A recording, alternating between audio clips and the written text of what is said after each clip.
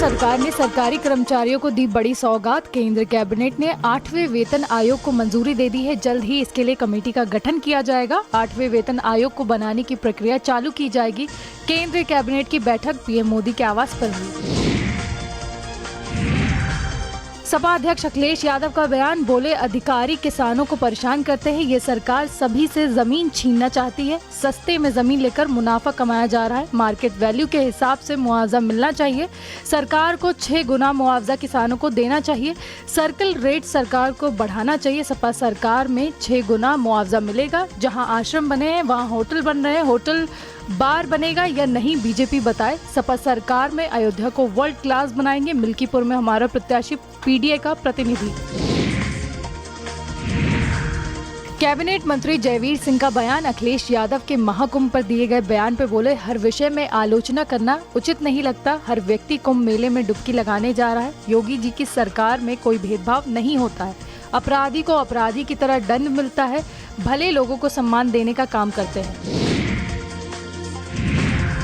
UP में वक्फ board को लेकर सियासत गरमाई। सीएम ने वक्फ बोर्ड को माफिया बोर्ड बताया था। सुन्नी सेंट्रल वक्फ बोर्ड के चेयरमैन जुफर फारूकी गायब हैं। 4 सरकारों से जुफर फारूकी चेयरमैन बने हुए। जुफर फारूकी ने विदेशों में संपत्तियां खरीदी है, यात्राएं की है। जुफर फारूकी के कार्यालय में जमीनों का भयंकर भ्रष्टाचार हुआ। वक्फ बोर्ड कार्यालय में छुप छुप कर आते हैं जुफर फारूकी। मायावती और अखिलेश सरकार में भी फारूकी ही थे चेयरमैन। बीजेपी की 2 सरकार में भी लगातार चेयरमैन थे फारूकी। वक्फ बोर्ड पर 20 सालों से जुफर फारूकी का कब्जा है। सपा अध्यक्ष अखिलेश यादव ने एक्स पर लिखा, प्रयागराज में झूसी में पुलिस ने मनोज पासी को पीटा। प्रभुत्ववादी पुलिस ने मनोज पासी को बुरी तरह से पीटा। पीडीए समाज का व्यक्ति बीजेपी की प्रभुत्ववादी सोच का शिकार बना है। पीडीए की यही पुकार, अब नहीं सहेंगे अत्याचार। इसरो की सफलता पर सीएम योगी ने बधाई दी। इसरो के स्पेडेक्स मिशन में डॉकिंग सफलता हासिल की है। अमेरिका, रूस, चीन के बाद ऐसा करने वाला भारत चौथा देश। सीएम ने कहा, हमारी अंतरिक्ष क्षमताओं में एक बड़ी छलांग। लखनऊ में एचएमपीवी से रिकवर हुई महिला की मौत। रिकवरी होने के 3 दिन बाद महिला की हुई मौत। महिला को टीबी, किडनी, हाइपरटेंशन की समस्या थी। मोती नगर निवासी 60 वर्षीय आशा देवी की मौत। 8 जनवरी को महिला को अस्पताल में भर्ती कराया गया था। निजी लैब की रिपोर्ट में महिला एचएमपीवी पॉजिटिव थी। मथुरा में फर्जी मार्कशीट बनाने वाले गैंग का खुलासा, पुलिस ने सरगना समेत 5 लोगों को गिरफ्तार किया। फर्जी मार्कशीट और शैक्षणिक प्रमाण पत्र बनाते थे। इस गैंग का सरगना मनीष प्रताप सिंह, लखनऊ निवासी। गिरोह का एक और सदस्य विक्रम सिंह फरार है। मामले में पुलिस की जांच जारी है। भारी संख्या में फर्जी मार्कशीट, टीसी और शैक्षणिक प्रमाण पत्र बरामद हुए। बायोप्लास्टिक का गढ़ बनेगा उत्तर प्रदेश। 20,000 करोड़ के उद्योग की खुलेगी राह। 30% की दर से 8 वर्ष में बाजार बढ़ाने का अनुमान। निवेश करने वाली कंपनियों को दिए जा रहे ढेरों प्रोत्साहन। गन्ने और मक्के के एथेनॉल से तैयार होंगे पॉलिथीन। दिल्ली चुनाव के लिए बीजेपी की चौथी लिस्ट। बीजेपी ने 9 और प्रत्याशियों का ऐलान किया। बाबरपुर से अनिल वशिष्ठ बीजेपी के प्रत्याशी। शाहदरा से संजय गोयल बीजेपी उम्मीदवार। दिल्ली कैंट से भुवन तंवर बीजेपी के प्रत्याशी।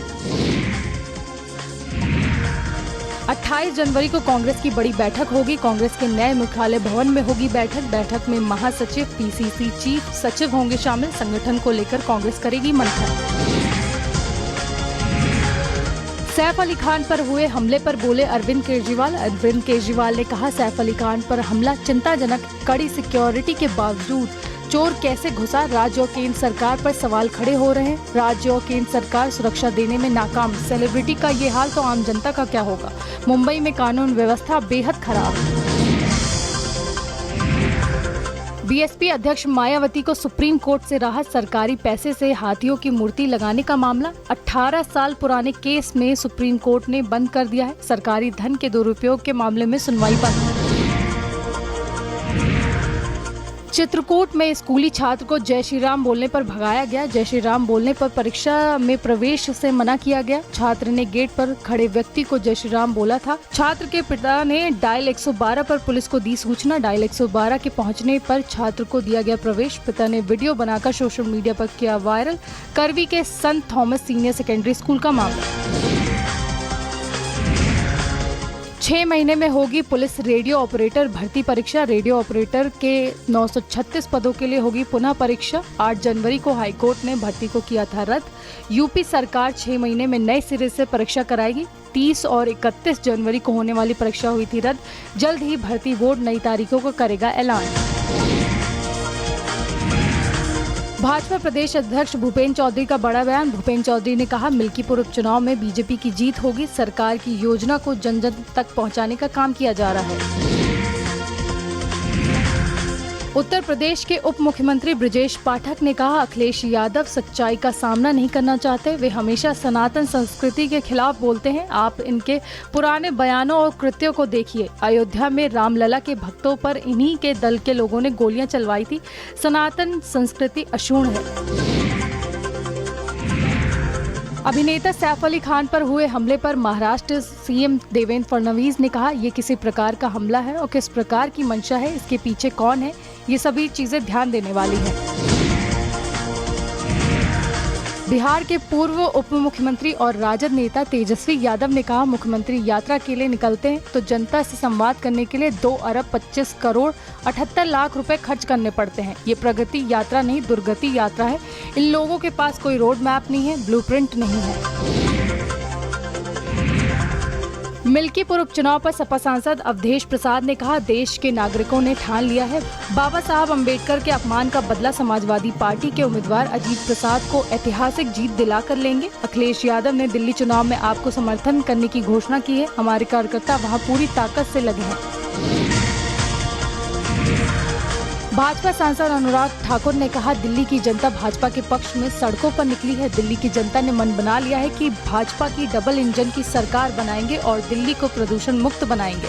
दिल्ली की यमुना को साफ करके दिखाएंगे। भाजपा की लहर चल रही है।